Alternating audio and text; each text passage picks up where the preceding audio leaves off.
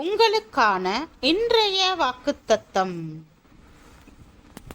நம்முடைய கர்த்தராகிய இயேசு கிறிஸ்துவின் நாளிலே நீங்கள் குற்றஞ்சாட்டப்படாதவர்களாய் இருக்கும்படி முடிவு பரியந்தம் அவர் உங்களை ஸ்திரப்படுத்துவார். தம்முடைய குமாரனும் நம்முடைய கர்த்தருமாய் இருக்கிற இயேசு கிறிஸ்துவுடனே ஐக்கியமாய் இருப்பதற்கு உங்களை அழைத்த தேவன் உண்மையுள்ளவர்.